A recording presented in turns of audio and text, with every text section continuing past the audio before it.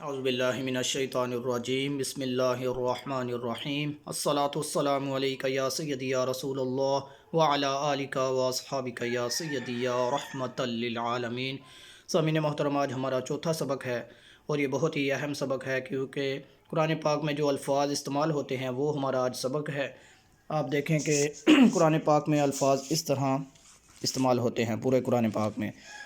اگر آپ ان سبق کو صحیح طریقے سے یاد کر لیں تو قرآن پاک پڑھنا آپ کے لیے کوئی مشکل نہیں ہے۔ آج کے سبق کا آغاز کرتے ہیں۔ بسم اللہ الرحمن الرحیم۔ سامعین محترم، پہلے سب سے وہی طریقہ آپ نے دیکھنی ہے یہ کون کون سے لفظ ہیں۔ اس میں الف، میم، نون، پھر آپ نے ان کے اوپر حرکات کو دیکھنا ہے۔ الف کے اوپر ہے کھڑی زبر، میم کے اوپر زبر، نون کے اوپر زبر۔ اسی طرح سب لفظوں کو آپ نے اسی طرح دیکھنا ہے۔ پہلے لفظ دیکھنے ہیں کون کون سے ہیں، جب اس کی پہچان ہو جائے پھر اس کے اوپر حرکات کو دیکھنا ہے۔ اس کے اوپر کھڑی زبر، حمزہ کھڑی زبر آ، جیسے لمبا ہوتا ہے کھڑی زبر ویسے لمبی کرنی ہے۔ جو لفظ لمبے ہوتے ہیں ان کو لمبا کرنا ہے، جو نہیں لمبے ہوتے ان کو آرام سے پڑھنا ہے۔ میم زبر ما، ان کی آوازیں میں یاد رکھنی ہے۔ حمزہ کھڑی زبر کیا ہے؟ آ، یہ آپ نے یاد رکھنی ہے آ، اور میم زبر ما، آ ما۔ نون زبر نا، آ مانا۔ حمزہ کھڑی زبر آ، واو کھڑی زبر وا، آ وا۔ اس طرح یہ دیکھیں، یہ چار لفظ ہیں، الف، نون، یا اور تا۔ ان کے اوپر کیا کیا حرکات ہیں؟ کھڑی زبر، نون کے نیچے زیر، یا کے اوپر زبر اور تا کے نیچے 2 زیریں۔ حمزہ کھڑی زبر آ، نون زیر نی، آنی۔ یا زبر یا، آنیا، تا 2 زیر 3، آنیاتن۔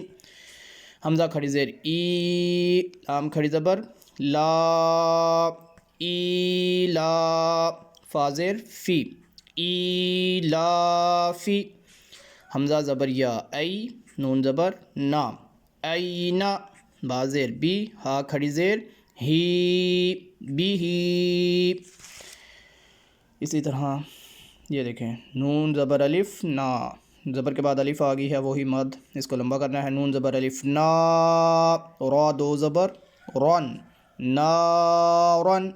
یہ جو ہے اوپر اس طرح سے لائن، یہ بڑی مد ہے، اس کو زیادہ لمبا کیا جاتا ہے، عوام مد کے مقابلے میں اس کو دگنا لمبا کیا جاتا ہے۔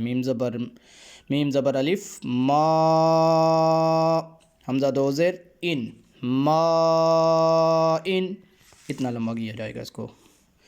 آگے واو زبر یا وئی، لام 2 پیش لن، وئی لن۔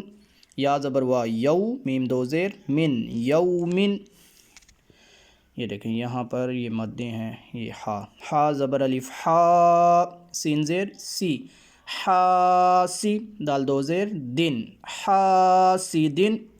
جو لفظ لمبا ہوتا ہے اس کو لمبا، جب الفاظ ملا کے پڑھیں گے اس کو اتنا ہی لمبا کرنا ہے جب پڑھیں گے، جیسے جوڑوں میں کرتے ہیں اتنا ہی اس کو، جب لفظ کو پورا پڑھا جائے گا ویسے ہی اس کو لمبا کر کے پڑھیں گے۔ ہا زبر الف ہا، اتنا لمبا ہوا ہے، جب پڑھیں گے اس کو ہا اتنا لمبا کر کے پڑھیں گے۔ فا زیر فی، حافی، زا 2 پیش زن، حافظن۔ دال زبر الف دا، فا زیر فی، دافی۔ قاف 2 زیر قن، دافقن۔ شین زبر الف شا، ہا زیر ہی، شاہی۔ دال 2 زیر دن، شاہدن۔ عین زبر الف عا، با زیر بی، عابی۔ دال 2 پیش دن، عابدن۔